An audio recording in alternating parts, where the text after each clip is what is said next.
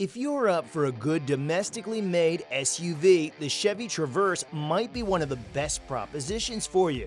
Being the second largest Chevrolet SUV, the Traverse offers a compelling compromise between comfort, practicality, and utility. After its complete redesign last year, Chevy had decided to finish off the job and prove through and through why the Traverse is a force to be reckoned with by introducing a range of new updates to it.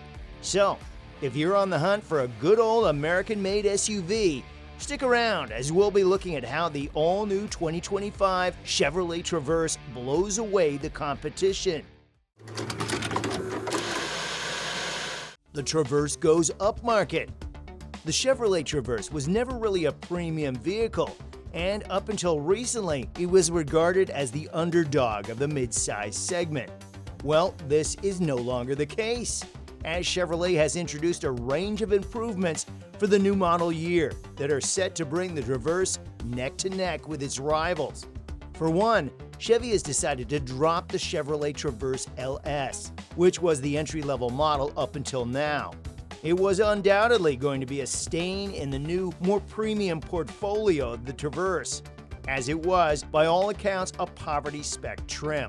Its place has been taken by the Chevrolet Traverse LT, which has been updated and improved and now represents an even better value than ever before. But more on that later.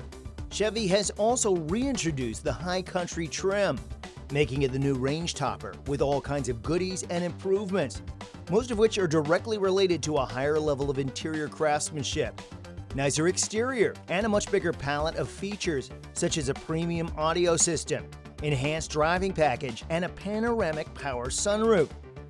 In addition, all the other trims have also been improved and upgraded.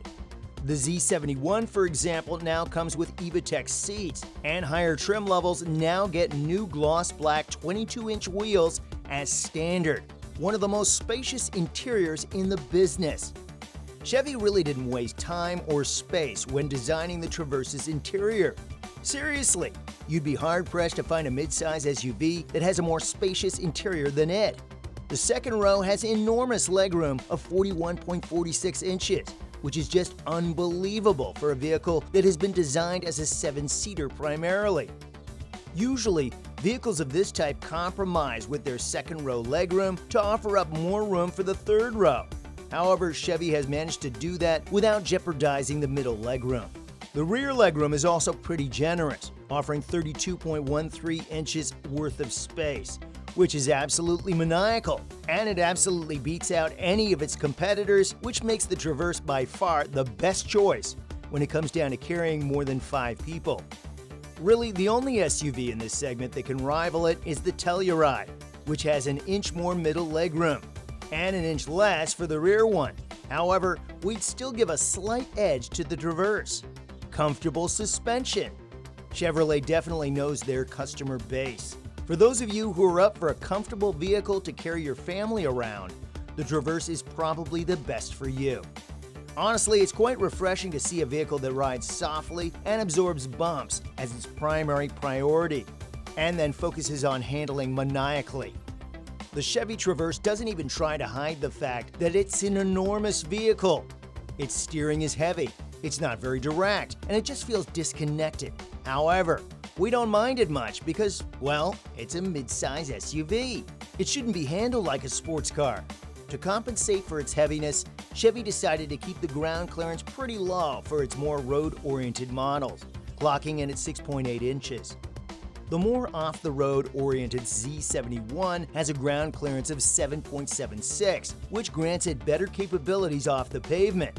In fact, that brings us to the next point: better off-road capability. We know what you're thinking. How can a unibody, FWD bias, mid-size crossover people carrier be good off-road?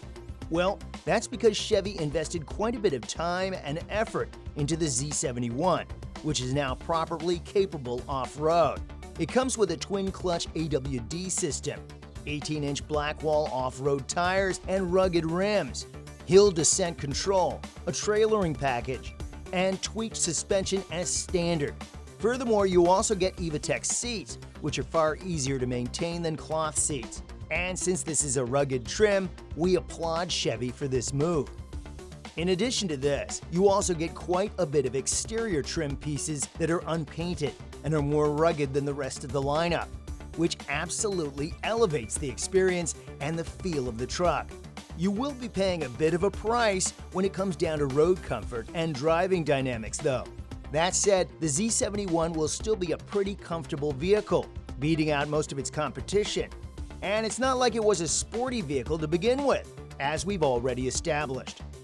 A good balance between power and economy. The Chevy Traverse comes with one engine and one engine alone, a 2.5-liter turbocharger 4-cylinder. This seemingly little engine pushes out pretty big numbers that would make far larger engines blush.